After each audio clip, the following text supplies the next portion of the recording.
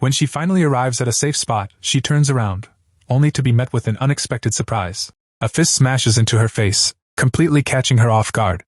The punch sends the angel crashing to the ground, and a strange golden liquid begins to bleed from her, making her more furious than ever. Furious and determined to crush our boy, she tries to attack, but to her shock, he vanishes without a trace. Min quietly sneaks up behind her, catching her completely off guard. With one hand gripping her wings, he uses the other to choke her, holding her in place. She screams at him to stop, but Min doesn't budge. One by one, he rips off her wings, showing her that escape is no longer an option. As he finishes tearing them apart, he taunts her, asking, "Does it hurt?"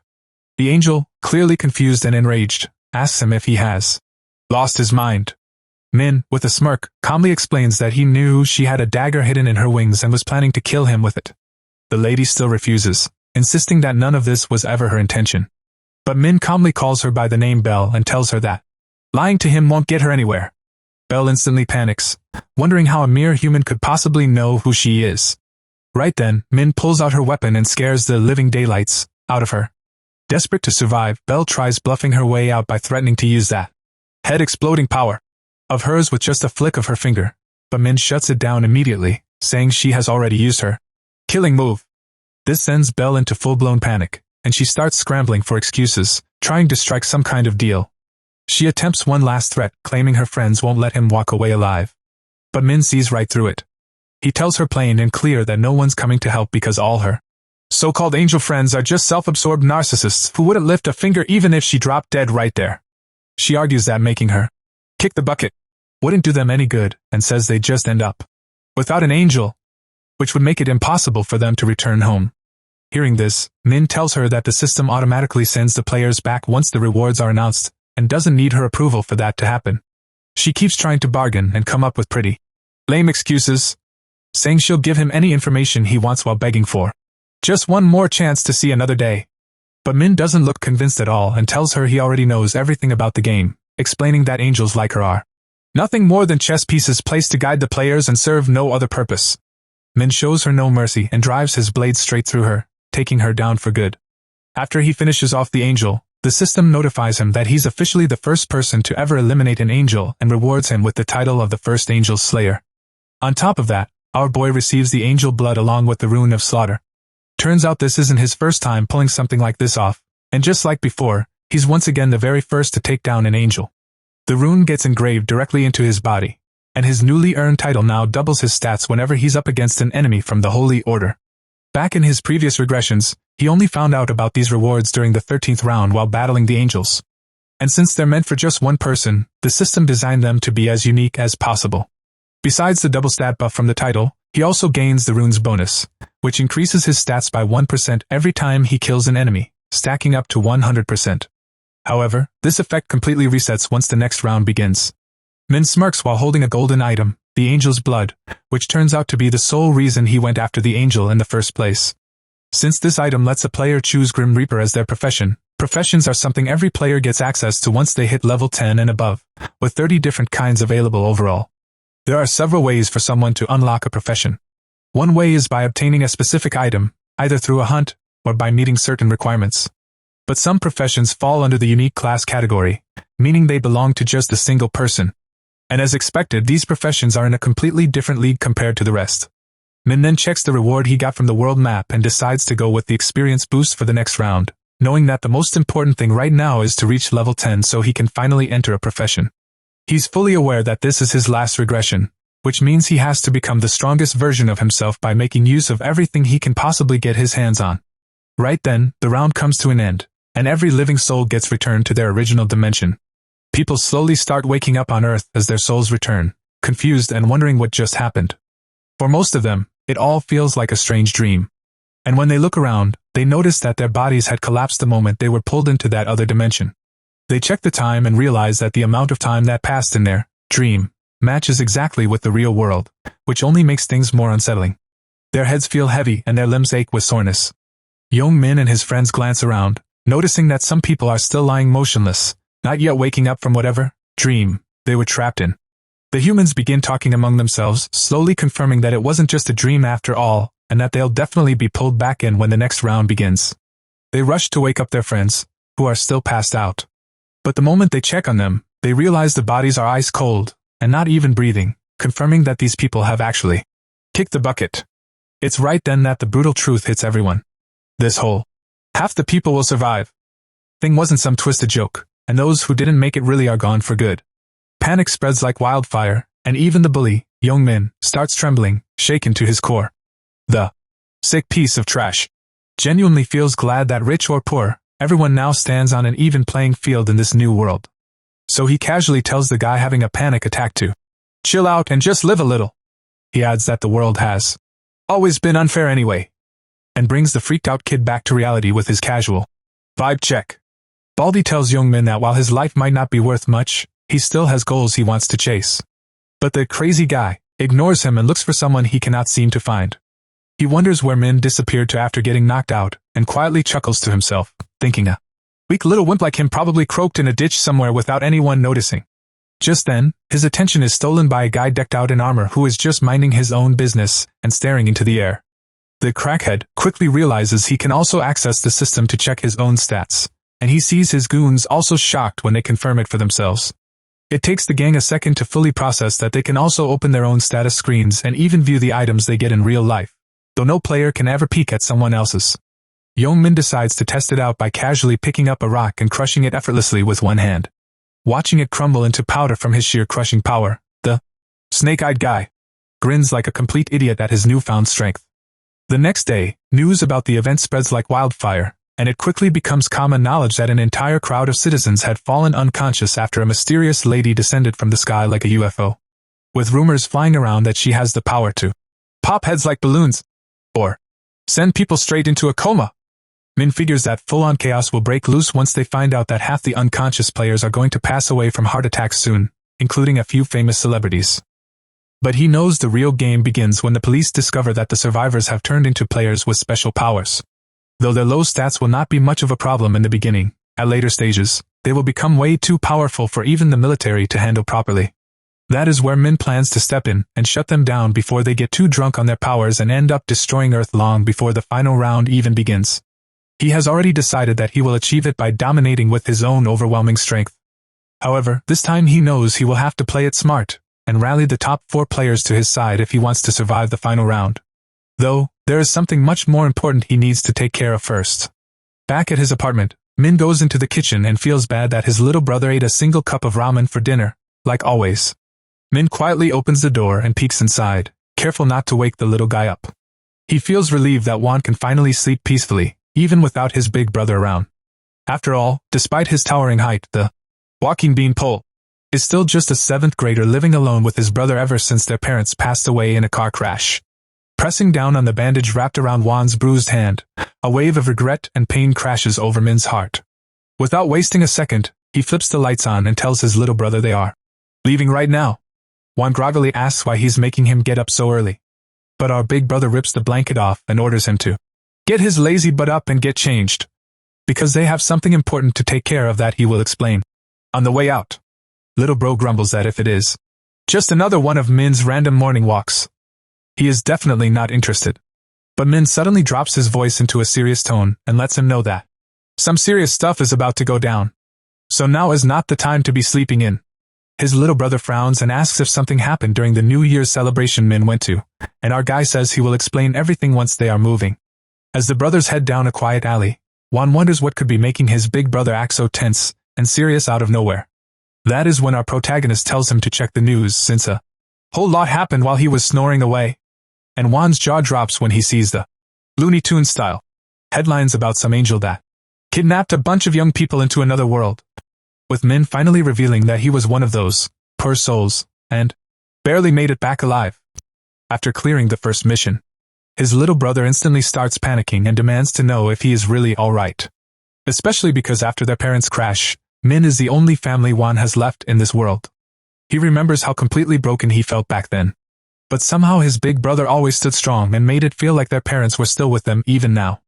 However, there is a limit to how much anyone can take. And even his brother might not be able to handle something as traumatic as suddenly being forced to hunt 100 monsters. Already knowing exactly what his little brother is thinking, Min calmly reassures him that the stat system makes players stronger, so even a guy built like a stick of spaghetti like him is going to be fine. Seeing that Juan is still not buying it, Min tells him all those worries will disappear when he watches him fight, and that he just needs to follow along and trust him for now. But little bro crosses his arms and stands firm, refusing to move an inch until Min spills whatever it is that he has been keeping from him the whole time. Glancing at the nasty bruise on Juan's hand, Min's face hardens again as he finally speaks up and name drops the jerk who has been bullying Juan all this time, causing the poor kid to immediately start sweating bullets. Hearing his bully's name come from Min, Juan feels completely shocked that he already knows about his situation. He turns to his brother and asks if he really knew everything from the beginning. The guilt hits him like a truck because he tried so hard to keep it hidden, not wanting to dump more problems onto Min when he already has enough to deal with.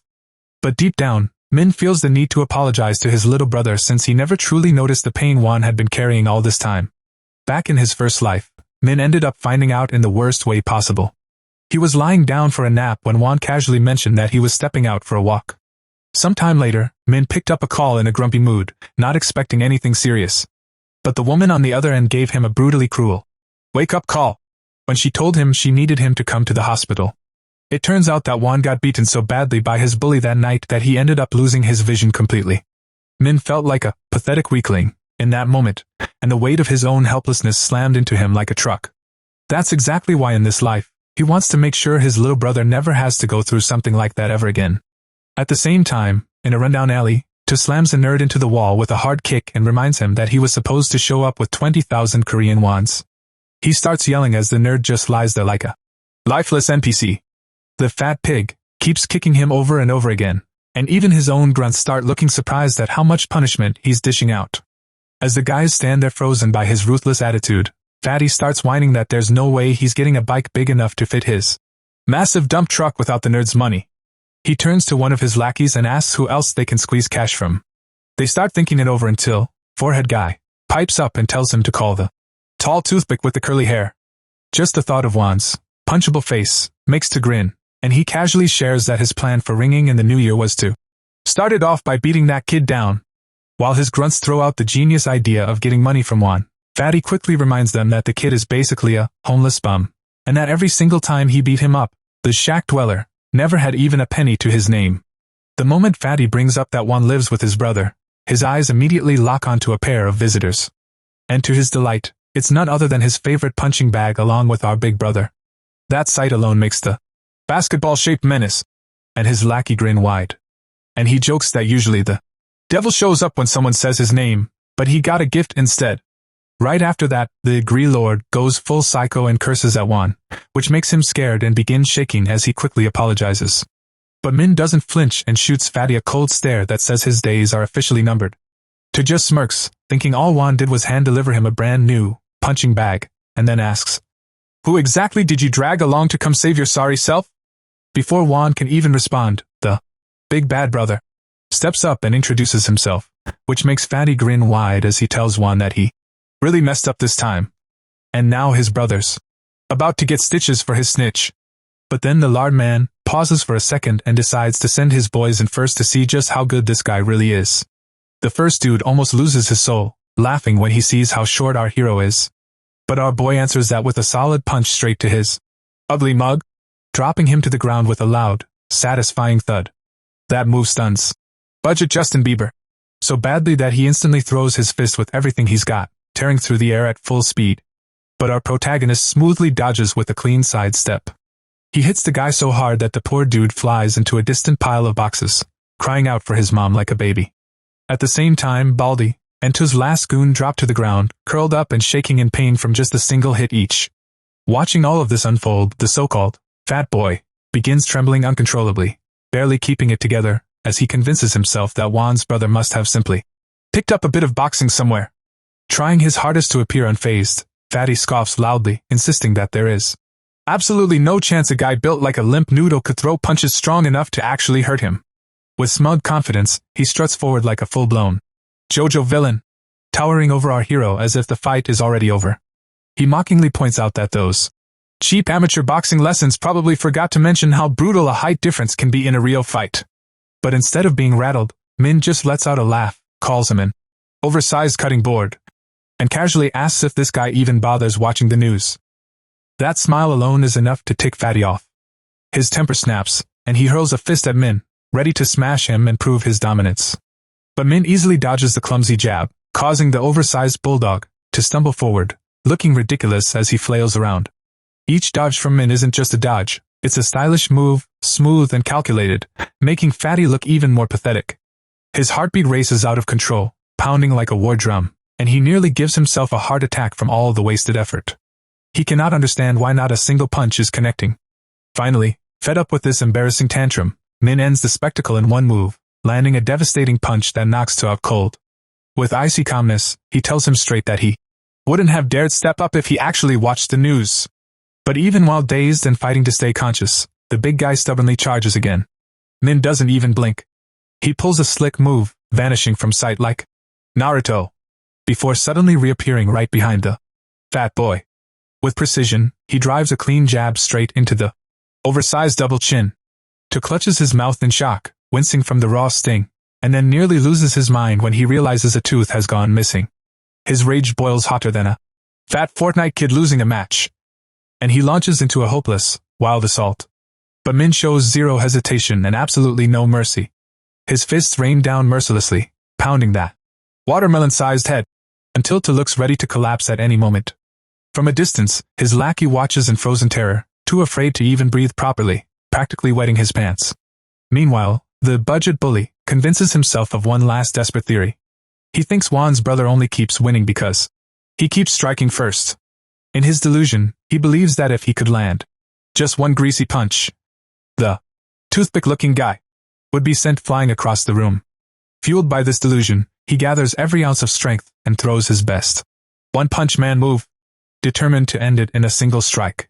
But Min calmly twists his momentum against him and, with effortless precision, sends the human football flying straight into the goalpost. As the massive guy crawls across the ground like an oversized caterpillar, Min towers above him with cold authority. He asks, almost casually, how it feels to finally experience the very same pain he always loved to dish out to others.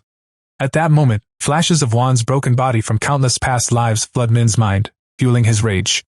Desperate, To suddenly switches tactics and starts begging pitifully for mercy, trembling just like the countless kids he once bullied. But Min doesn't buy it. He steps closer, reaches out, and grips his hand firmly.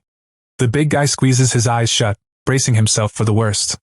After a few suspenseful seconds, Min flashes a wide, terrifying grin and declares that the biggest mistake to ever made wasn't even being born. No, it was daring to bully Juan. A loud, sickening snap echoes through the air, and To's eyes widen as he realizes it's the sound of his own hand being twisted into something resembling broccoli. Min doesn't pause for even a moment. He grabs the other hand, and the brutal cracking noise grows even louder, so sickening that the entire gang of goons flees in terror, unable to watch any longer. Juan, being the timid soul he is, quickly averts his eyes, unable to stomach the brutality, while his older brother makes absolutely sure that this so-called bully finally understands the consequences of crossing him. Min flashes another grin at the sniveling bully, mocking him for even daring to think he might be gullible. He makes it crystal clear that he would never trust scum like him. And to drive the point home, he ensures To will never again lay his filthy hands on another innocent kid, by doing things that would definitely never pass YouTube's community guidelines. Once the fight is over, Juan nervously asks, his eyes wide with disbelief. Hey, how are you suddenly pulling off such insane moves? Have you secretly been training for years without telling anyone? Min chuckles lightly. It's already been in the news, he explains. A few people have been selected as players who can actually use abilities from the other world, even while living on Earth. To prove it, he casually pulls out a wicked-looking dagger from his belt and shows it to Juan. His little brother's eyes instantly sparkle, lighting up with a full-blown fanboy grin. Whoa! That's just like a legendary Counter-Strike knife skin! He gushes in pure excitement. The crazy moves I pulled off? That's thanks to my boosted speed stat. Min continues proudly. It puts me well above even world-class athletes. Juan immediately bombards him with a rapid-fire barrage of questions, curiosity overflowing. But Min suddenly goes quiet, remembering the time he had shared too much